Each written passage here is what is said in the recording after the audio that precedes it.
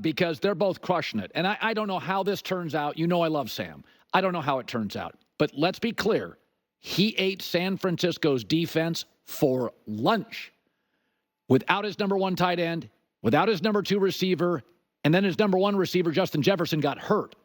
So you saw all of Sam's best traits. He's an athlete. He's a big, strong athlete. He's tough. He'll take a shot. He's got a big arm. He's willing to take big swings and throw the ball down the field. He had a pick, but Fred Warner makes that pick. I doubt any other linebacker in the league makes that pick. And so, again, what does it prove? How will it turn out? I don't know. It does prove that young people need help.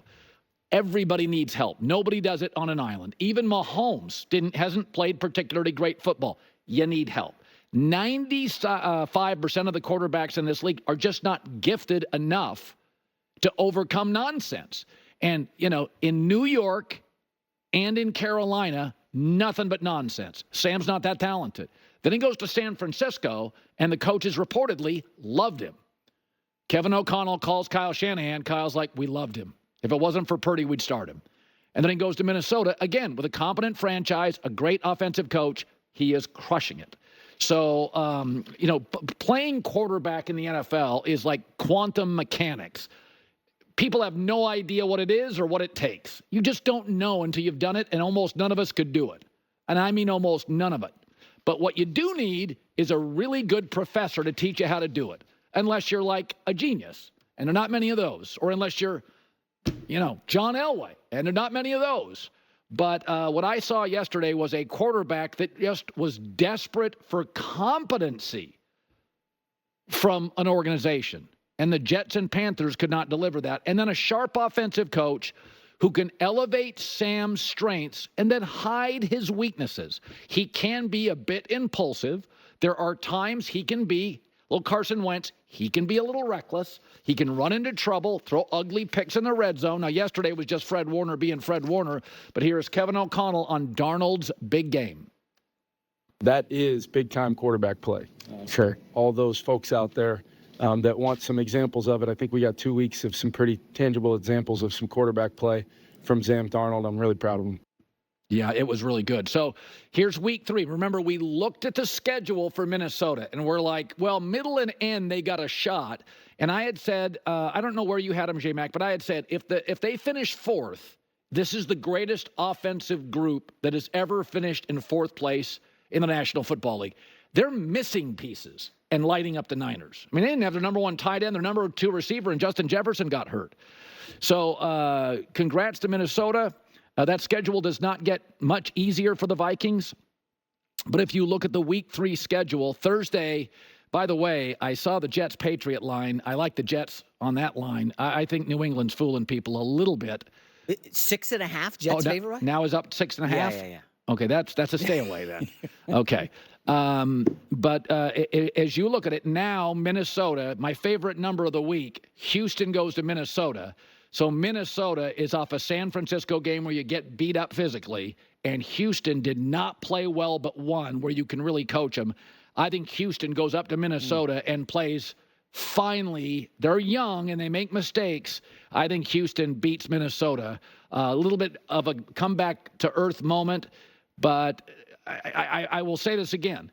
I know you wanted to prove me wrong on Sam Darnold, but what's interesting, Geno Smith, Derek Carr, Baker Mayfield, and Sam Darnold are not busts.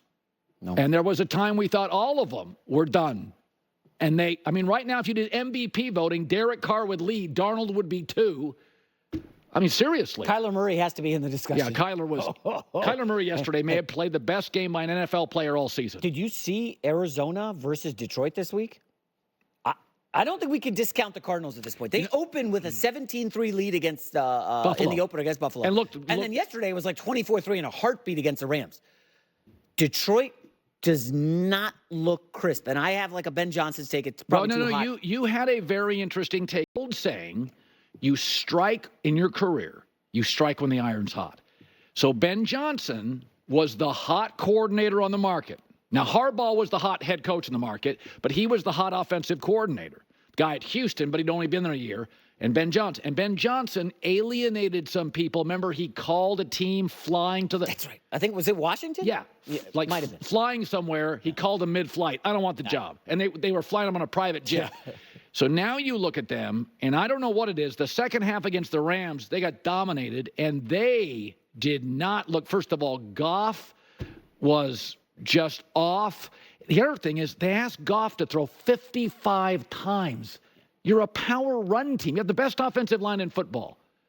Goff, even though he's good, should be a complementary player. He should manage the game. They're throwing the ball way too much. And Ben Johnson, you start looking at now from the hottest coordinator to, what the hell's wrong with Detroit's offense? They lost their identity against the Rams. Remember, they didn't run Montgomery for like a quarter and a half. Yeah. And then they're like, oh, in overtime. Oh, that's right, we have him. And then they beat the Rams. And the 55 pass attempts from Goff. Weird. I know that Tampa's secondary was banged up and they want to take advantage, but you don't need to do it that way. Just come out gunning. I think his second pass was intercepted or something, and it snowballed. And listen, Baker Mayfield, you're right. Baker Mayfield outplayed Goff by a mile yesterday. It wasn't even close. Yeah, I mean, if you did MVP, you'd do Derek Carr 1, you'd probably do Sam 2, Baker 3.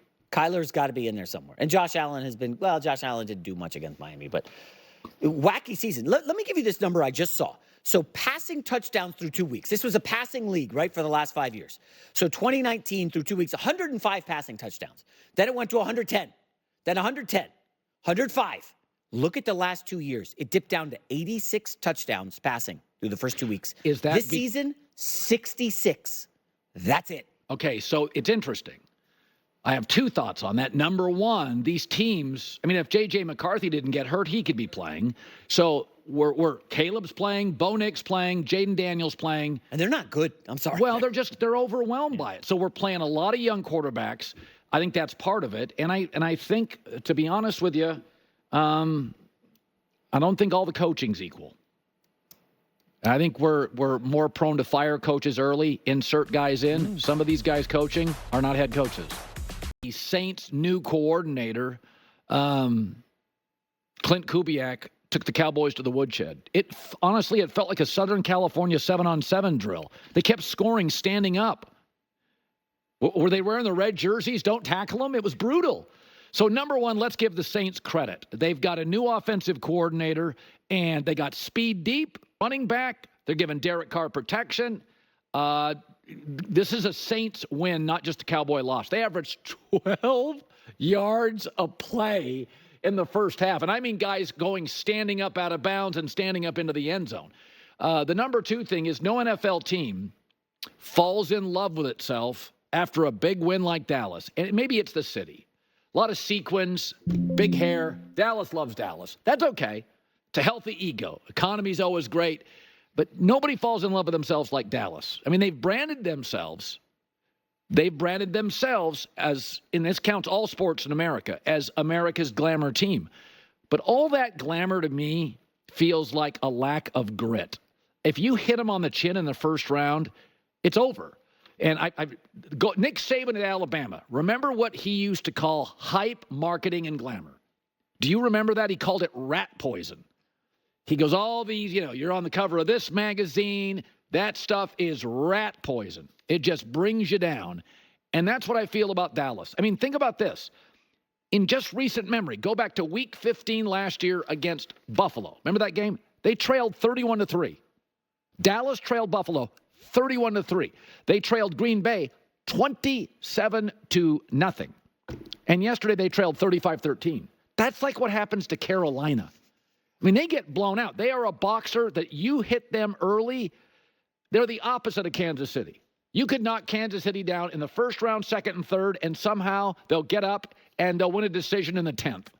Nobody fights when they don't have their best night or afternoon like Kansas City. They just fight and fight and fight and figure out a way to win a decision. Dallas folds. They got no grit. I mean, listen, in the last 7 games for Dallas, forget the fact they're 3-4. They have lost by 21, 16, and 25-2 at home. I mean, that's Carolina. I mean, that's how Carolina loses. So they are the antithesis of the Chiefs, the best operation in football right now. So, yeah, and they love to pay their stars. I always feel like even with Mahomes, you're getting a little bit of a bargain. It's a little team-friendly. Dak, top-paid guy in the league. I mean, that's what I see. Here was Dak after the, is it shocking blowout loss? Last week, you guys were riding the high in Cleveland, and then to have today, is this just